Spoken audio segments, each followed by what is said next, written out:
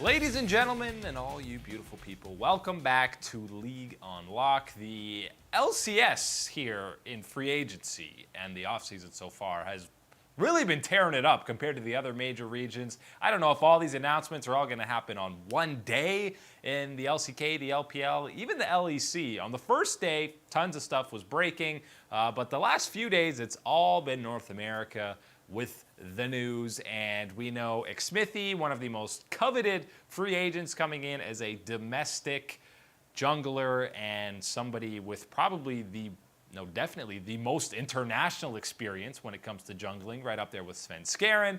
He's off the market, most likely heading over to Immortals, and recently, Immortals released what's probably going to be the rest of their roster, and it is, I believe, underwhelming would probably be the word I would use in this case. The most exciting is, of course, Soaz.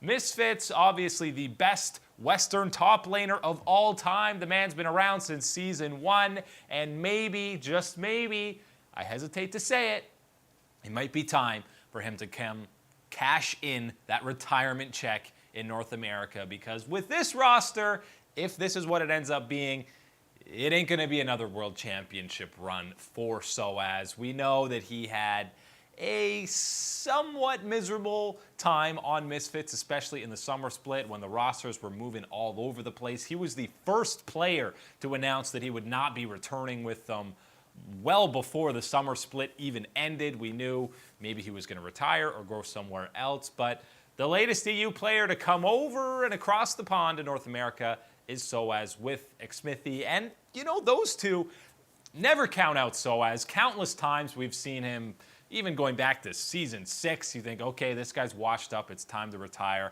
And 4 years later, he's proven that he can still be at a world-class level. Maybe he can in North America. I think he can definitely compete with some of the other NA top laners, but this roster doesn't scream like it's contending for an LCS title. That bot lane, Altec and Hakuo. Altec is a player who has been around and made his rounds through the LCS. He's played on so many different teams. Echo Fox when they were good, and he's had moments. And you remember way back when he was on Cloud9 Academy or Winter Fox, we're talking 2015 here, folks. He was one of the up-and-coming young talents for the AD carry role, but he just hasn't come through necessarily in a lot of these moments. Obviously, Dignitas, he looked good, but he's not going to be a top 5 even AD carry, I feel like. And Hakuo, he's been criminally underrated. By the way, I can't believe we don't have Apollo and Hakuo. They're finally split up after 2 full years playing together.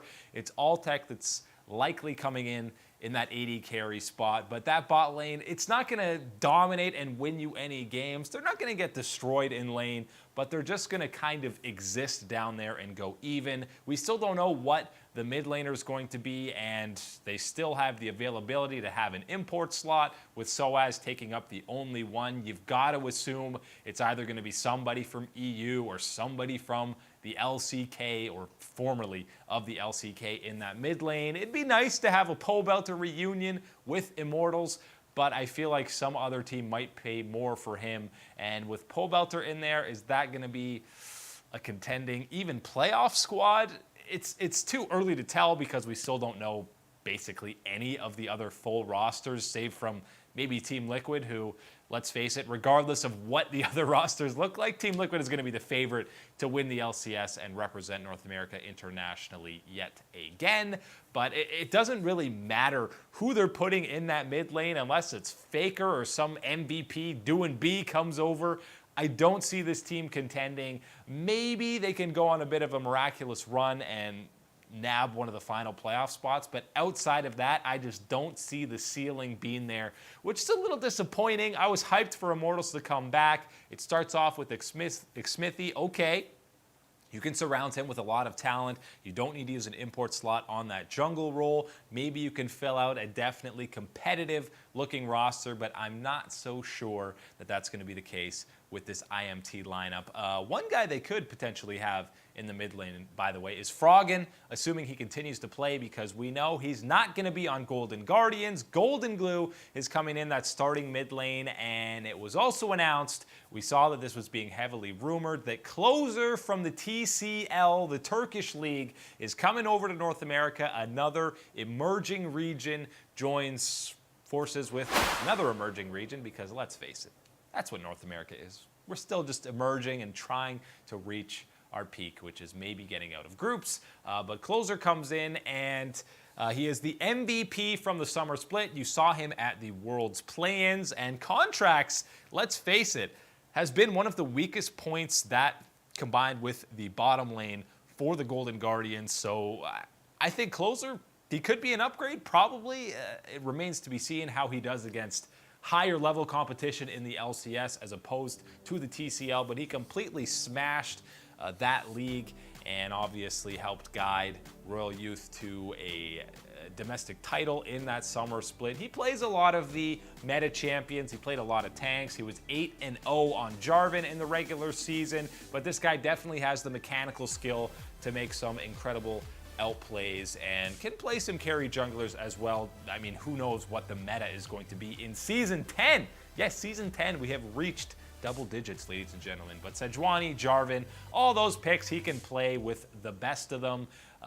So paired with Golden Glue and Haunter, that's going to be your top side of the map for the Guardians. And if you look at just those three, I immediately think that that's going to be better than a roster like Immortals, which we just looked at. So the Guardians, I think so far, will still wait and see what that bottom lane is going to be. If FBI sticks with the squad and uses up that second import slot, even with, if you run it back with the same bottom lane that GGS had in the summer split, I think that is a playoff team. Even though you lose Froggen, I think Golden Glue is definitely a slight downgrade there, but it's not massive for them in that mid lane. And again, they have the flexibility to have an import slot in that bottom lane available if they choose to use it. But right now, before even fully announced rosters are here, Golden Guardians look like they're primed to be a slightly better team than Immortals, but both of them making big moves and still